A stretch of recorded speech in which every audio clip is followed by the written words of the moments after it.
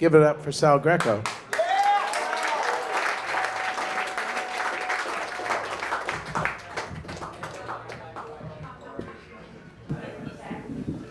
This thing has no wires on it. Yeah, there's no wires. Oh, there's no wires? Okay, well, anyway, first off, I'd like to thank everybody for coming. Oh, I don't know how this works, you know? So anyway, I'd like to thank everyone for coming. This is the first digital funeral I've ever done. I'm used to the analog ones. You got a hole in the ground, you know? Oh, okay. Louder? God, I'm not used to this. Oh, is that? Okay, I got to eat it? All right. So I'm used to an analog funeral. You dig a hole in the ground, a little bit of dirt. But here I have to thank the technical department. We had to have all the bandwidth, all the networking stuff. So this is like a lot of work. So anyway, I'm Sal, and I hired Mary. So I guess...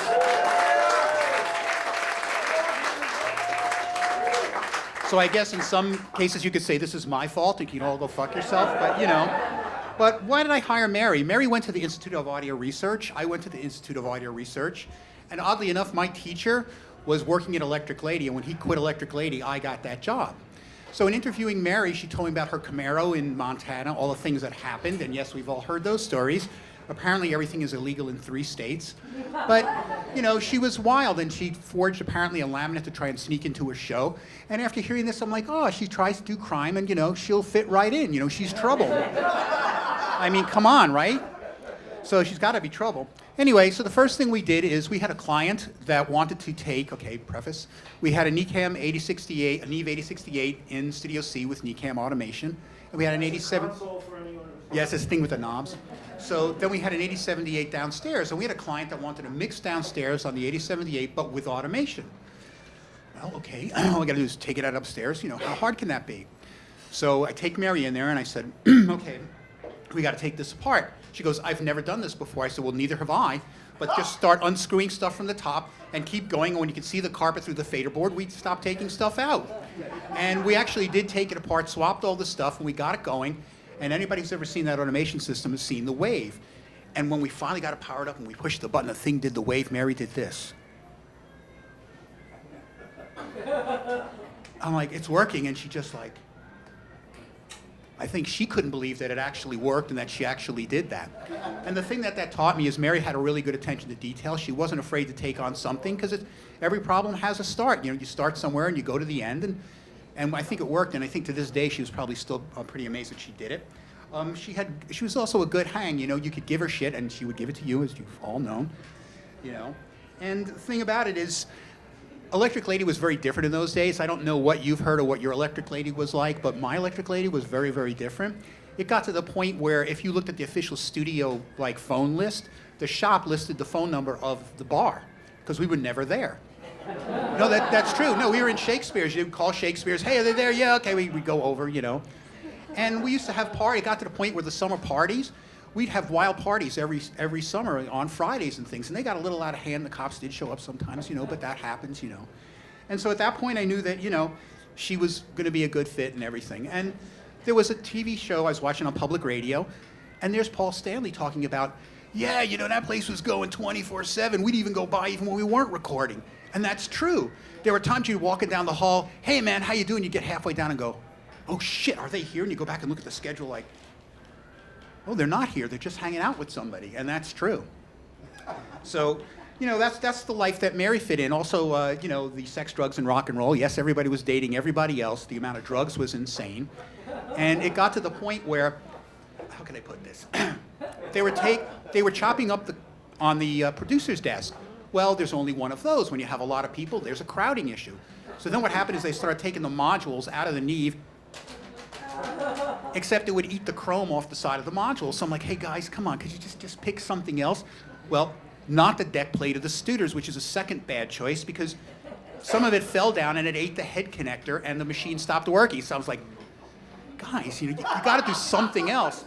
So at this point, we gave them European flanges. The NAB flanges had holes in them. The European flanges was one solid thing with a hole, so we issued every studio one. Hey guys, chop it up on this, that'll be good. That worked really good, except the problem is there's only one flange, and okay. So then what happened is we started getting one grinder, we'd put one out. Then we got another grinder. Then it got to the point where every studio in the head cleaning kit had the tape head cleaner, Q-tips, and a grinder because, you know, you got to have one. There was one in the shop. I mean, you couldn't go 10 feet without, just in case, you know, you needed one. So what had happened is the manager before Mary, who's not with us anymore, rest in peace, decided that we were all doing too much drugs, damn it, and he was going to teach us a lesson. So he took all the grinders and locked them in his office, and he's the only one that had the key. So of course the clients, all the staff and everybody was kind of in an uproar, and we're like, what are we going to do? We knew where it was, so Dave Whitman and I, Dave was the chief mixing engineer, decided if we go upstairs and get some crowbars, we can rip that door right out of the wall, which we did. We ripped the door right out of the wall when it was locked. And we got all the grinders, and we did, you know, and it was client service. I mean, you had to do it. What are you supposed to do? Tell the clients, no, you can't do any cocaine because Jimmy says no? So anyway, we put the door back in, and we put the shims in. There was only one problem. We only put them in from one side. So when Jimmy came in that morning and unlocked the door fell out of the door frame and fell around him. We got a lot of shit for that. So to give you an idea, that's the thing that Mary inherited. That's what she started. Now, the thing about Mary is she did not really partake in that part of it. I mean, she did a little bit here and there. She smoked a lot of pot, you know, and drank, but she was... Yes. Two underlines, exclamation point in capital letters, yes. But she didn't do a lot of blow and everything, so in terms of that, she was the most sane one of all of us, so she had to run the place, you know. So what happened is, as time went on, we started moving her into there more and more, and what would happen is we'd go over the booking sheets every day, and she'd go, okay, they want this, okay, no, Mary, not that. And she learned as time went on, and we would check things, and, you know, it went really well, until we have the Selbys. Now, the Selbys took over the studio. Yeah, okay, go ahead. Yeah, I know, fuck them. I got, you know, anyway. So what happened is they were always trying to run the place into the ground, take all the money and everything, and they booked, we were doing Studio B, we renovated it, and we were putting in an Eve 8128. They booked the studio without telling us, and they booked it when it wasn't finished. So I don't know if you've heard of like this Mike Shipley, Mutt Lang people. They come walking into the studio, and we have underlayment hanging out. There's wires all over the place, and we're like, what are you doing here? They said, we're here for the session. And we're like, there's no studio. So at that point, Alan said, let's go to lunch, and actually Mike Shipley had relayed that story, rest in peace, to other people. So we were rolling tape machines right off the truck, right into the session. I mean, it was kind of like it didn't blow up, we're good, you know. And we built a studio around them. And we rebuilt that console around them, and there were some problems with the 8128, and I can't go into all that right now. But it was definitely a thrash. So what happens is, you know, I almost killed myself. The Selbys had promised me $10,000 if I could pull the session off. I wait 6 months, 6 months, 6 months. Where's my check? Where's my check? I finally get a check. I run around to the corner. I go, Mr. Greco, this check isn't for $10,000. I went, what? They said, this check is only $2,700. At that point, I figured, fuck the Selbys, next decent gig that comes along, I'm going. So Dave Tickle calls me up. Dave Tickle worked with Mike Chapman. They did the Knack. They did a lot of things in Studio B, and they used to travel. And sometimes I get a call, hey, what's going on? We're in Canada. Why does it sound like this? You know? So Dave calls me and says, you know, there's this Prince guy, you know, this purple thing. I said, I heard of that. He goes, you know anybody who wants to do it? I went, I'll ask around. 3 days later, he goes, listen, asshole, I'm not asking you if you know anybody. I'm asking if you want to go. So I figured, all right, I'll go to Minneapolis for the party. It's a weekend, whatever. They throw the party in my room. And just like you've ever seen, you know, cans, bottles, everything all over the place and everything. So I'm hungover, which is when the lawyers go, we're going to pay you this much money. And I went, okay. So I have to go back and I have to tell Mary. This did not go well. I told her, hey, look, I'm just going out. It's just going to be a little bit of time. The contract was 6 months of duration of the project. How much longer could that last? And she was mad at me, and she cursed my existence, and some of you have said this. I left her there. And she was like, you left me here. And every time I'd go visit her, you left me here. And she was truly mad at me. And it took years for her to like, look, you got Electric Lady. You can play with this, you know. I got Minneapolis and 3 feet of snow. You don't really want that. But once she got over that, we'd go back to New York, and Mary was always, she was a good soul. My daughter, she must have been 8 years old. She's like, oh, come on, I'm going to take you to this restaurant. They had all these things that popped out of the wall, and you know, she had a soft side. That's the thing about her. If you tried to steal her tapes, she would kill you and chase you down 8th Street. You know, but you needed somebody like that that could, like, kick your ass, but also, you know, be very kind and sweet. And I'm sorry, what? Yes, she did deck him. But that's why you needed Mary as a manager, because if you weren't going to pay the bill, she's going to grab you and rip your head off. But she could be kind. I remember when she would fly through Minneapolis to go to Montana, she would go, "What do you miss most about New York?" And I'd be like, "Oh, the bagels." So in those days, you could actually go through the gate and meet somebody, and she would bring me the giant bag of bagels. And she was fun. We'd go and visit her, and she was enjoying her life. She really was. It was before things got a little crazy. And let me see here. I lost my place. And Eloise, I had dated a woman, Eloise Bryan, before I had met my wife. Eloise got sick by 9/11, and she had cancer. And she beat it the first time, and the second time she didn't. And she had passed away, and they all knew I couldn't handle it, so Mary waited 2 weeks after she had passed to tell me. And she goes, "I don't know how to tell you this. She's gone. I have you a mass card. I have all the stuff." And in that respect, Mary protected me, because she knew it would be tough for me to handle that. And so she had that soft side, It's just, there were times where after she cut your throat, she'd apologize and give you a Band-Aid. So, there was that. She was very proud of what she did in Electric Lady. She had her purple SSL, and I can't tell you how many times I heard that frickin' story. But, she was very proud of what she did, and she was really, I put this, very forward-thinking. She got the studio through a lot of ups and downs. She made sure it was busy and it was booked. But when she left Electric Lady, and I've heard various stories, she went to Sony. Sony was not like Electric Lady. There was not a grinder in every studio, So I think maybe she had trouble adapting, I'm not sure. But, and she went to Sony, and then she went to the barbershop. And as time goes on, I think the problem is that she wasn't Electric Mary anymore, And as we've all had those phone calls, about, she's the smartest person in the whole world and all this stuff, and, And it got tired, okay, we've all drunk dialed, we've all called an ex, "Hey, how are you?"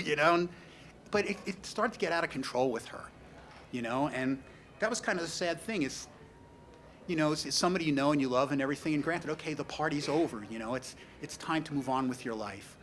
And it was definitely difficult.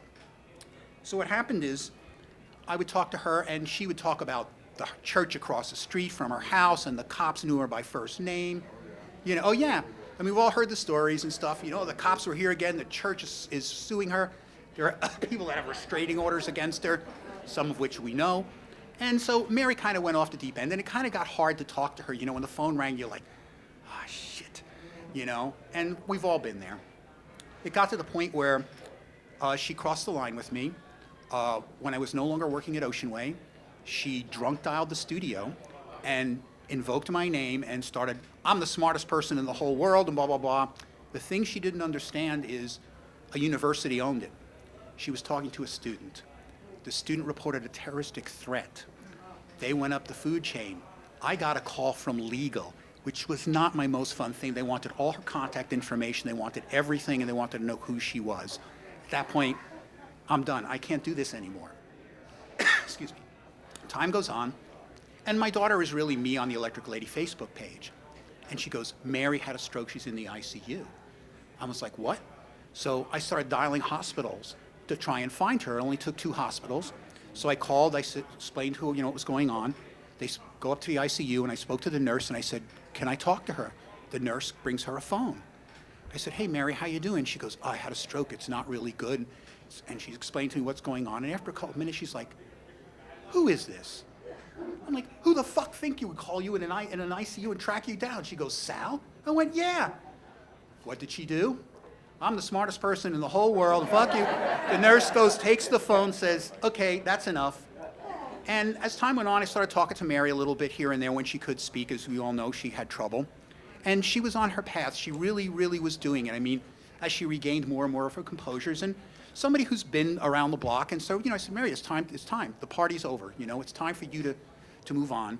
And we started talking more and more, and my friend was coming back. It's like for somebody like that, the person you knew was like, "Oh, she's coming back." And she was really talking about starting her life again. She was looking forward to moving to a new apartment. She was talking about trying to get her driver's license back. She even promised me one of the bricks from Electric Lady and was talking about, "Are you coming to AES? I'll bring one to you." So in terms of that, she was on her journey. She was sober a year.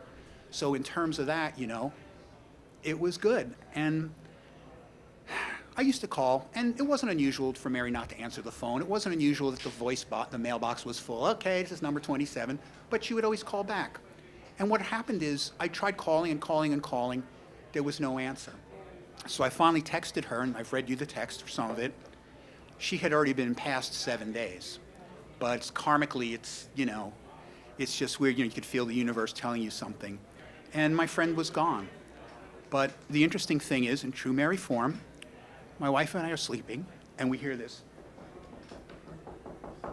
What is that?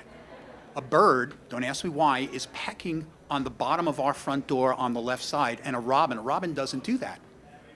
Okay. Every morning, 6:30, so we're going down, yelling at the bird, trying to scare it off. So my wife goes, well, maybe it's not the bird, maybe it's Mary's spirit. I went, oh, God, okay, all right. So I opened the door, and I look at the bird, and I went, Mary, what are you doing? It's time to move on. And the bird flies up in the tree and takes a huge shit, and I went, it is Mary.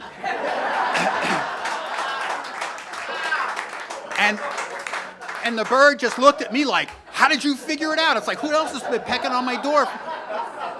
So she did it. She did that for about another 3 or 4 days. And I'd open the door and I'd talk to her, in the tree. She'd look at me and I'm like, Mary, it's time, So I guess, in true Mary form, she's just got to get you one more time, So with that, I want to say thank you very much for coming. And we're all here for Mary. And I guess, yes, it is my fault. So thank you.